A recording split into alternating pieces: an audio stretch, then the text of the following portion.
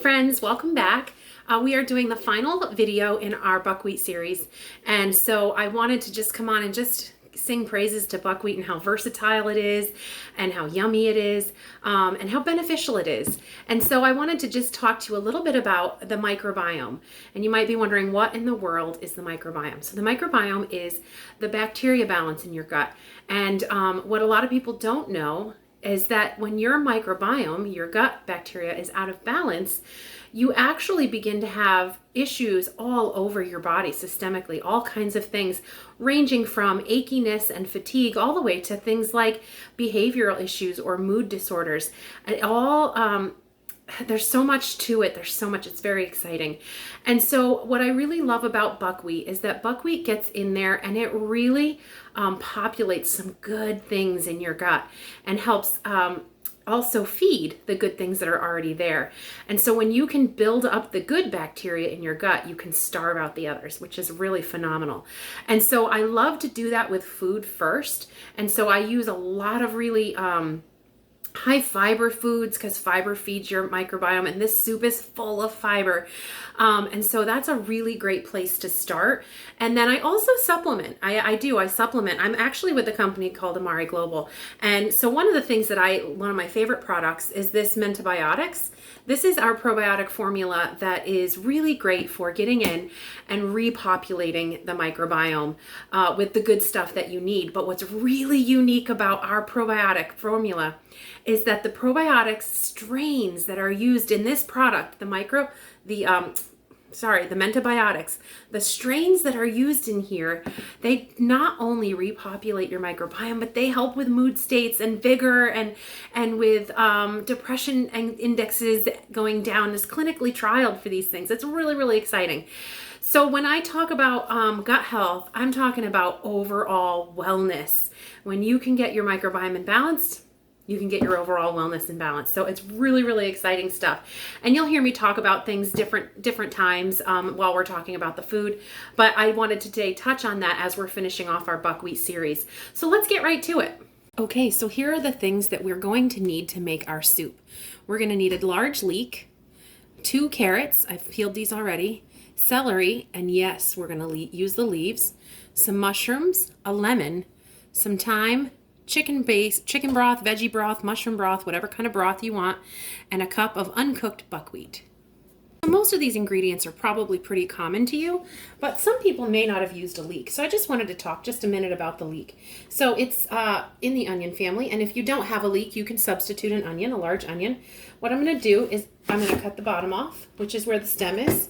We're going to get rid of that, and then I'm actually going to take it, and I'm going to cut it in half down the middle. And I want to show you the reason I'm doing this is I have found that leeks are about one of the dirtiest, I did not get a good cut there, but it's okay, one of the dirtiest vegetables I have ever worked with. So it's hard when I wanted to just show you, look at how dirty this is. Can you see it in that light? Look at all the dirt in there. There's actually even mud on it. You can see right there on my finger. So you want to make sure that you actually take this leek apart completely. And I'm going to go wash it right now. Okay, so we've washed our beets and we are just going to stack them together, and we're just going to thin slice them all the way up. And we're going to saute these in some oil, and then we'll be back, and I'm actually going to just slice the carrots and slice the celery, and we'll be back.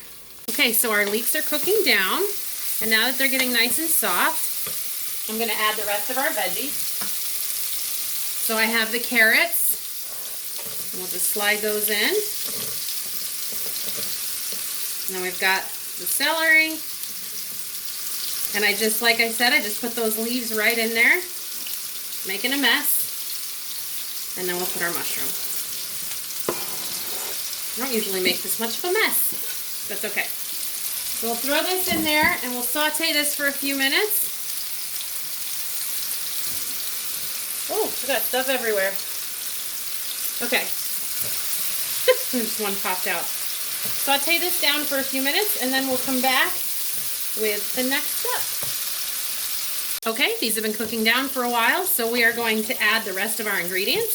So I'm going to add 1 cup of buckwheat. Okay.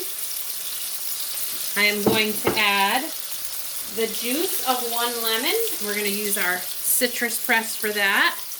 I like to use the Pampered Chef citrus press because I'm sort of a Pampered Chef junkie. You'll hear me talk about Pampered Chef all the time. So this is, I love it. You put the cut side down, and what it does is it flips the lemon inside out. And so you get most of the juice out without the seeds. So we'll throw that in there. We're going to throw some salt and pepper. Pepper is not allowed if you are AIP in elimination phase. And then I'll throw a little bit of dried thyme. Okay. And then we'll throw in our broth. Now, I have some broth downstairs in the freezer, some bone broth, but I didn't think to take it out. So I have tried to watch my broth when I buy it from the store, and you want to look at the ingredient list. You always want to look at the ingredient list on your labels because often you'll find things in your ingredient list that is just like, why is that there? So this one is not the one I ordered, so there's a few things in here I would... Actually, this one's not too bad. This one's not too bad. Couple of things, but overall, you want to look at the ingredient list, and if you get the either College Inn or Swanson's brand that I know of in the regular grocery store, it's just chicken broth and nothing else. You get the unsalted. Then you'll make sure that you don't have all kinds of yuckies in there. So we add all this in, stir it together, and then we're just going to let this cook. And we'll come back and we'll show you what we have. Okay, here we are. We have our soup already done. You can see all the yummy goodness in there. And the buckwheat is a complete protein, so that is really helpful because this is a vegetarian dish. Get a little extra broth in there, and then we'll taste it. Okay, now is the taste testing time. Very, very hot. Let's see.